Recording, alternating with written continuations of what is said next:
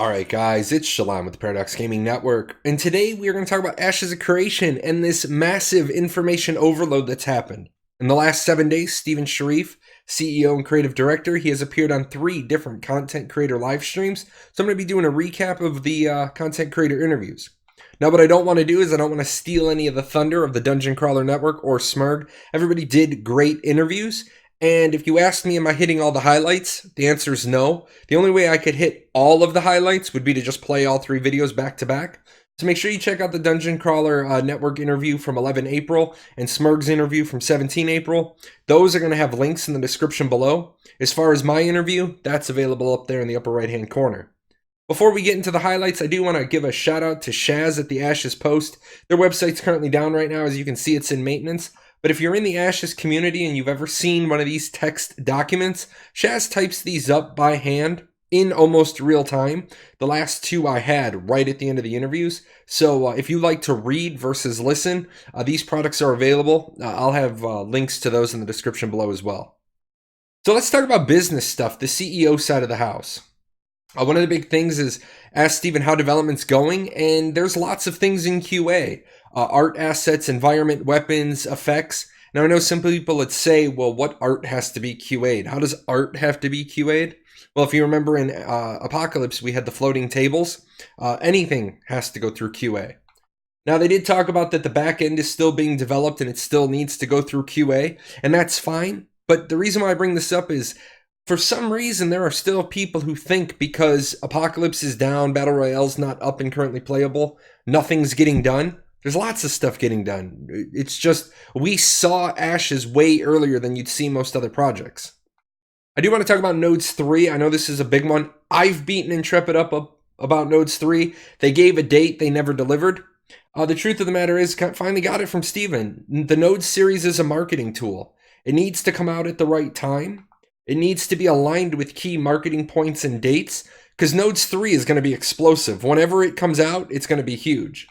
But it also has to be representative of the current state of the game. Now, I say current state of the game. You guys notice in the upper right-hand corner, my Ashes 101 Nodes series of videos, I had to reboot those. I had to break the first video down and do 3, and I'm still waiting to do 2 more videos in that series. And the reason why is the game design has changed. So I don't want them to push out Nodes 3 next week just because they can. Let's make sure that it's representative of everything out of development into application. Now, we don't have dates for Nodes 3 and 4, but we do have Steven's release goals. Nodes 3 is a goal for about Alpha 1. Nodes 4 is closer to Beta. Another one of those business things I want to talk about. I want to talk about the staff size. Originally, it was 100 in-house, 100 contractors. That's now changed. They want to have 140 people in-house. But they didn't reduce the number of contractors. They want to have about 150 contractors. That will take the total team size to about 300 by the time you add in all the rogue cats and dogs. Big thing here is Steven wanted to bring some things in-house. And the reason why is there's some things you really want direct supervision on. And that right there is another one of those instances of project manager lingo. You start hearing things that make you have a warm fuzzy inside. I know what it's like to try to manage a task by email, to have a project going on the other side of the world or the staff on the other side of the world. And some things you're like, nah, I need you right outside my office door. That's the only way this is going to work. I do want to say that I did pressure him about the total number of people working in San Diego. There's just over 60 people in the office with a few remote workers. Now, I did call him out and say, but yeah, that's great. You have 45 smiling faces on your webpage. He addressed it. He said, yep, Margaret's got to get some more photos taken. I'm going to give him a couple of more weeks. And as you guys know, if in a couple of weeks we don't have resolution, I'm going to put the screws to him again. Because you could just put up photo not available, job description, give us names of who's working there. Give him a couple of weeks to work that out, though. Let's talk about the contractor sizes. I do want to let them clear the air on the 28 people from France. This is actually Stormancer. This is a back-end group doing development. Stormancer is its own project used by multiple games. Intrepid happens to be using it for Ashes of Creation. So, no, there's not 28 people working on just Ashes of Creation in France. A lot of those people do work at Stormancer. There's also the 35 in Malaysia, and they were an art team. And I say they were an art team because Intrepid has parted ways with them. And Intrepid sought out a new solution. Now, I didn't think to ask what that new solution was, but I've already got it in the notebook. Now, I do have to say, in order to be consistent and fair to all games across the board, should this shuffling of personnel be cause for concern? I have beat up on other teams when they've downsized, but that was more organic downsizing. Steven hasn't had to cut the San Diego staff due to the delay, like other companies have had to do. Malaysia was an art team. Steven decided to go another direction with it.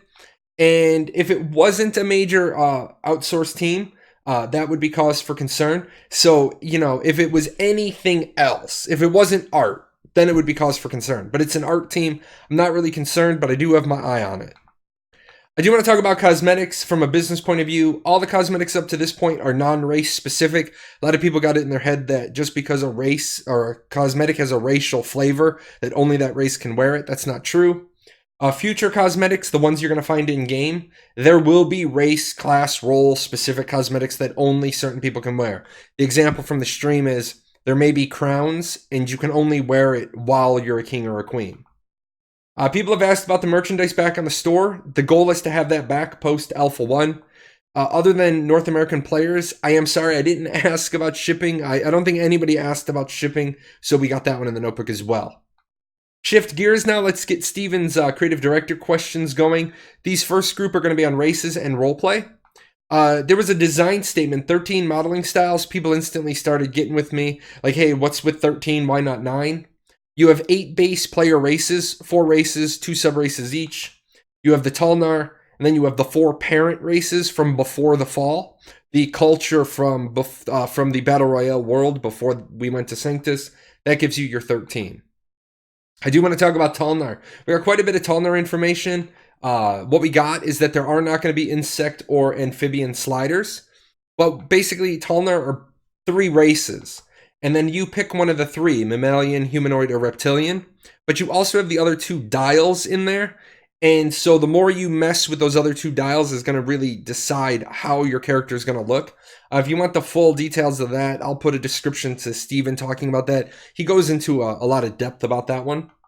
The Tolnar cast system, a lot of people thought that this was a game mechanic. This is really in the lore of the Tolnar. It's specifically stated to not be an in-game mechanic.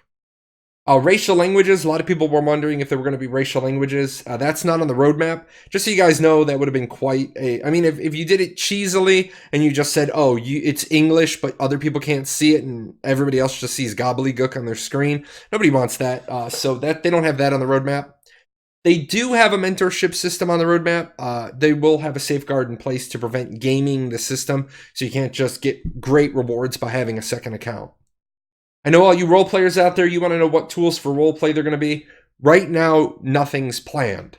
After launch, it's certainly a possibility. People were asking about custom text emotes. There's currently not a plan for that, but at the same time, Steven says they haven't done a deep dive into chat. So it's possible that custom text emotes will come about after they do the deep dive in chat. Will there be a role feature, like a dice roll feature? And yes, the answer is absolutely yes. Let's talk about PvP under the guise of nodes, nodes war, node sieges, castle sieges, stuff like that. Big one. People always hear this open world battleground phrase, and they're always asking me what it is. It's not anything. It is Caravans, it is castle sieges, it is guild wars, it is node sieges, it is node wars. Unfortunately, Steven talked about sometimes the way he has stuff in his head and the way it comes out. People don't have all the ancillary information that he has. So the open world's battleground, it's a concept, not a location. It's not a physical location you go to have an open world battleground. It's all the themes in the theme box. I want to talk about the node system for a second. It is the major vehicle for new content.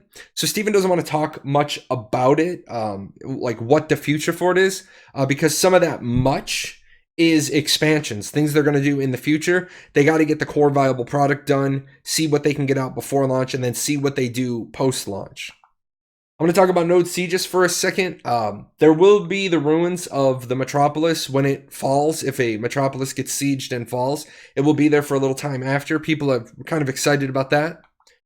Node sieges are what de-level nodes. This is, I need your help, community. You got to get this into people's heads. Node sieges is what de-levels nodes. Node wars are what disrupt nodes. And node wars, node events, monsters attacking nodes, all those things can disrupt the nodes. The idea that a node event will de-level a node or destroy a node, that is now gone. That is off the roadmap. Talk about node sieges a little bit. Any building can be damaged during a node siege. Damaged buildings have their services disrupted. They need to be repaired. So this is going to change the tactics of a node siege. If you can't win the siege, you can raise the city. You can actually go and just start destroying buildings, and that will mean it'll weaken that node for the time that they're in their immunity, where they can't be sieged again. You can actually cause them to have to divert a lot of their efforts to rebuilding all of their buildings. And this does count for player housing. It's not destroyed. It's just going to take away the services of that player housing. If you have more questions about that, go ahead and ask them. I'll get them added to my list of questions for round 2, whenever that happens to be. Node sieges versus node wars. Node sieges are respectful to siege prime time. And what that means is every server has a prime time that all sieges will fall into that siege prime time window. Node wars are 24/7 throughout the clock. So somebody asked once, can I raid a node at like 2 o'clock in the morning? Yes and no. No, you cannot siege it at 2 o'clock in the morning, but yes, you can certainly go in there and disrupt the node, kill NPCs, destroy or damage, disrupt buildings all throughout the day. So that actually adds a new dynamic to the game a lot of people hadn't been thinking about. I want to talk about castle sieges real quick. The weekly event at castle sieges is still present. This is kind of bad on my fault, bad on everybody. We thought that the weekly node siege got removed in place of the having to build the nodes up weekly. It is no longer a weekly siege of the node, but it is an event that can disrupt the ABC nodes at the castles. Now, if you don't know what the ABC nodes at the castles are, there are other videos, other places to go to get that information. Leave a comment below if you need help with that. I'll get you hooked up with what you need. Now, I will say still need to get more refined information on this. While Steven and I were talking, there was a bit of a disconnect between what I was asking and what he was answering. I think we got it all, but I always like to put a caveat on things if I think there's some confusion. Nobody jump to conclusions on this or run with it. If there's a question, let's get the question answered. These nodes do affect the performance of the defense of these nodes during the sieges. Affects the nodes, and it determines the defenses of the castles during the monthly siege. So there is a lot more back into the castle sieges with that weekly event. I want to talk about arena PvP real quick, just because I know a lot of people, arenas is going to be their thing. The 20-man free-for-all is not guaranteed yet. Steven would like to see it above the line. And what above the line means is you have to draw a line sometimes and everything below the line gets cut. Everything above the line is safe. So it's not above the line yet. Steven would like to see it there, but again, time will tell. Personal opinion, this is just me. I would be pretty confident we would get the 20-man free-for-all because it's not going to be that much extra. You already have 1s, 3s, and 5s, and you already have the Battle Royal, so all the pieces will be in place. But I don't want to speak for Steven. So he said not guaranteed yet, so it's not guaranteed yet. Steven confirmed. I want to talk about traveling the world, and this is just a lot of different topics. Airship travel, as you saw on the Scientific Metro blog. The goal is to have this be real-time travel, not a loading screen. And I think that is really cool. If you're a Final Fantasy XI player and you're old school, you remember the boat from across the 2 continents. Now, what I will say is there are no events planned for the trip at this time.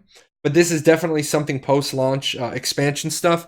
And this is one of those things, if Steven tapped me in and said, hey, write me a bunch of stuff, I would definitely write a bunch of different events that could happen during the trip. That would just be amazing. I want to talk about the oceans as well. There's no plan to have pirate NPCs. The plan is to have lots of monsters be present, but no like NPCs on ships. I want to talk a lot about personal caravans today. We did get a lot of information. These do follow the attack, defend, ignore mechanic. So some people thought that it was going to be you're safe as long as you're moving a personal one. That's not true. Steven touched briefly on the defender and brigand trees, like the career paths. We don't have a lot of information on that. That's another one of those, he hints at it and you gotta write it down, and he's elusive like a snake. So I will ask him more about that later. That also goes along with the seamanship career trees. What that all entails, we don't know. The repair feature on personal caravans, one option is that your components may be in the pile. One option is that your components may only be lootable by you. You may have to go back to your caravan when it's destroyed to try to get some of your pieces back. That's going to be tested more in alpha. I want to talk about the personal caravans, and you can sponsor your own caravan, so you can list your own rewards. You can limit the number of defenders who get it. So you might put a pool of 10,000 gold on the caravan. Up to 5 defenders can split that. The 6th defender, they wouldn't see that reward when they agreed to defend it. In the wreckage, in the certificates, these have always been redeemable at the point of origin. The big question is, where do Freehold launched caravans get their redeemable items back? And this is going to be a node in the economic region. Now, key word there, economic region. Stephen has mentioned economic regions before. We know we have castle regions. We know we have zones of influence. We don't have details on the economic regions or any other regions. He keeps dropping that. It's a big hint. It's a foot stomp. So we need to try to make sure the next interviewer, make sure you ask him about economic regions. Shipbuilding naval content in at launch is the plan. That is the plan, to have all that stuff in at launch. Putting a bounty on ships. I thought this was like a really amazing idea. Whoever came up with it, this is a really cool system. It makes things out of the norm. So you would have my ship, you'd put a bounty on the ship, but there's no plans for it. But it is an expansion idea. And this is one of those points, guys, that I always talk about. You got to think like Steven. You got to listen to what he says. Watch stuff 2 or 3 times. Steven mentioned that he does take ideas from the forums. That doesn't necessarily mean he's going to say, yes, great idea, I'm incorporating that. So just realize he has said he reads the forums. So, good idea. Maybe we see it in a later expansion. Talk about freeholds for a little bit. A lot of this, guys, is I'm going to come at you with information on this section. It's not going to be very clear. This is coming in a future blog and a future developer diary. There are going to be legendary buildings, and these are going to be based on the zone of influence it exists in. So you might have a particular building that needs to be in a particular node's ZOI in order to get the best benefits from it. Now, I know you're going to ask me like 6 questions, and I don't have any answers for you. We know that there are legendary features granted to specific freeholds inside the ZOI. Granted to specific freeholds. How that happens, I don't know. We know that the Metropolis has a finite amount of legendary freehold bonuses that it can grant. Does it grant them automatically? Does the mayor grant them? Can the mayor change them? All great questions that we don't have an answer to. Talking about buildings. Buildings can level. This is actually kind of not new information, but often forgotten. We know that taverns can level. Inns can level. They unlock new features. You will need certificates from scientific nodes. Now, the cool part is you can obtain these directly or via trade with a scientific node citizen. This is huge. It's one of those little lines that gets passed over. You may not need to live in a scientific node if you want those certificates. You may need to make friends. This is another one of those putting the massively multiplayer online back in the MMORPG. Friendships I can already see being amazing, and this line just, amplifies that. I want to talk about gear and the artisan system for what we know. Scientific node blog confusion. I'm going to clear up something. Can you learn crafting anywhere, or can you only learn it at a scientific node with a scientific node unique building? Yes, you can learn crafting anywhere. Your masteries, easier at the scientific nodes, but available anywhere. You may have to do a long series of quests at another node, whereas if you were at a scientific node, you have your library card, you're a citizen, you just walk in, you get the training you want. What if our server doesn't have a level 6 node? I highly recommend you go to the Dungeon Crawler Network video for this one. They go into a lot more details here, but what the question is, can you still craft legendary items? And of course, like every good game director says, well, it depends. Steven says one development path says no, it's not possible. One development path says, yes, it's still possible. It's just harder. Will be tested in alpha. Thanks, Steven. Legendary items may be broken down into components. This is actually really amazing. Really great system. I find this to be pretty phenomenal. Those components may make multiple of the next tier down. So here I am, and I get my legendary sword, right? But the problem is that it's not really doing the rest of my guild any good. As a good guild leader, I might break down my sword and I might make 2 more or make 3 total epic swords. I'm just using epic as, so I have a legendary item, I break it down, I turn it into 3 epic swords, I give 2 out to my officers. You know, people would be mad if they found out that I broke a legendary, but it might be that now because I broke that legendary, maybe that legendary comes back, maybe that legendary doesn't. Steven's not going to tell us that because he doesn't want us to know everything about the legendary weapons system. Talk about tattoo artistry. Is this going to be a profession? And the answer is no, not its own profession. This is going to work on character sockets. You're going to have tiers and grades of tattoos. You can give yourself an enhancement in one area and then a deficiency elsewhere. This is actually really kind of cool, a really cool feature because you already know that races are going to have augments. So this is going to be one of those making up for min-maxing. Maybe I don't want to play a certain race, so I end up, you know, playing a race that I want to play for lore reasons, but tattoos help me offset a little bit of that min-max difference. That sometimes people, you know, you're not going to get into a party if you're this race as a healer because it's not as good. Tattoos might be able to let you bridge that gap a little bit. I want to talk about stones. Again, Dungeon Crawler Network, they get into a lot more of it. I want to get you guys just interested in enough that you go check it out. Weapon and armor augments. You can augment damage type, ancillary effects, buffs, passives. You're going to have a couple of types. You're going to have runics, which are temporaries. You're going to have enhancements, which are permanent. These have different tiers and different grades. Steven kind of alluded to runics being situational, like you might be going into a dungeon and you might hot swap in certain runics for the time. Like I said, Dungeon Crawler Network, check out their video for that. Steven goes into a lot more details. I just want to give you the overview. Creative Director questions bits and pieces, just the cats and dogs that don't fit anywhere else. Names, a lot of people were upset about the idea of legendary versus legendary unique. Steven did talk about the nomenclature may change. He also kind of hinted at some things may be named a certain way for testing and that they will change. Again, Steven's very good at answering questions and giving you an answer that satisfies you, but when you go listen to it to the 3rd or 4th time, it didn't really answer it at all. I do want to talk about the Fog of War. That is still the plan. However, player-made maps have been shelved for the moment. They're going to revisit it down the road. I will say that the idea of player-made maps was going to be a huge undertaking, so I understand why those have been shelved. Battle maps in taverns, those are still on the plan. Now, I know a lot of you don't know what those are, so you'll have to dig and do some research on that or ask a question about them, and I can get you pointed in the right direction. The corruption question, this is the huge question that always comes up. Why can non-combatants attack the corrupted and not become combatants? And this has been a big discussion point with the community. And it was a really well thought out answer because Steven didn't know which questions were coming. And I gave it to him and he was able to really answer this one down. It was to prevent exploiting the mechanic.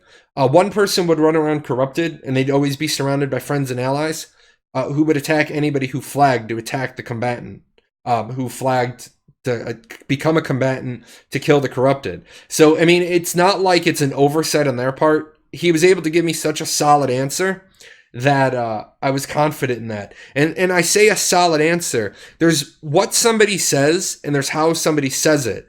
And when somebody really like just squares up their shoulder, looks the camera dead center and just talks and not a lot of stumbles, not a lot of ums and ahs, it's clear that they've thought about this several times because he gave a solid answer. The question of who can scoop corrupted player loot, it's anybody nearby. It's not the person who delivers the final blow. It's not the person who's in combat with them. So if you get killed and you're corrupted and you have bad RNG and you do a loot drop, anybody can pick that up. How will summons work in game? You'll have mount summons. You'll have cosmetic pets that just look cool. You'll have battle pets that everybody can have a battle pet.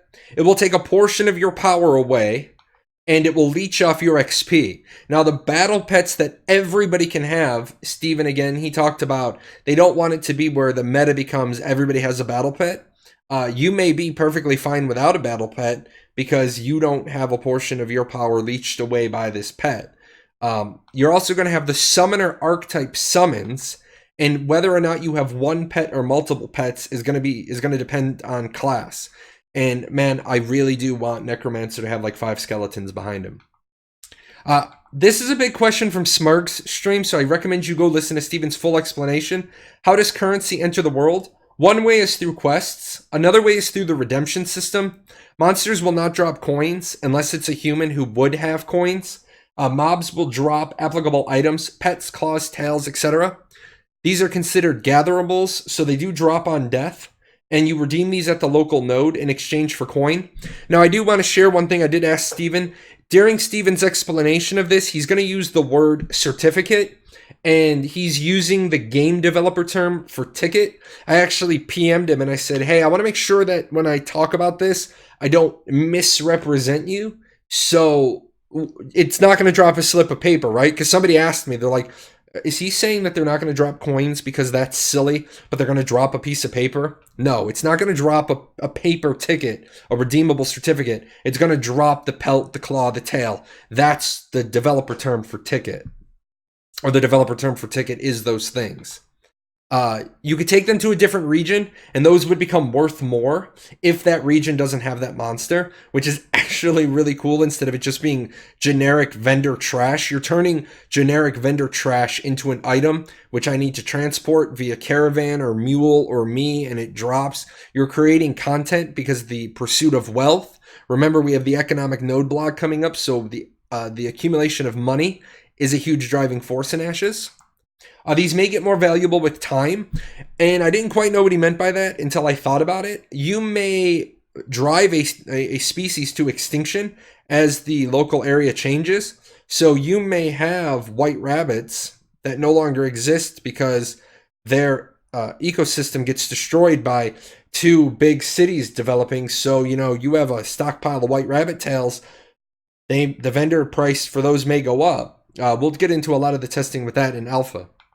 I want you guys to know we only got a very top level overview of this. It's really one of the first times we're hearing about this. So more clarification will be coming. If you have questions, make sure to ask. I find it a lot easier if we can bundle up a lot of questions and then refine them. And then usually Steven's willing to like 1, 2, 3, 4 bang out questions if they're all on one topic. So I will gladly do that for you guys.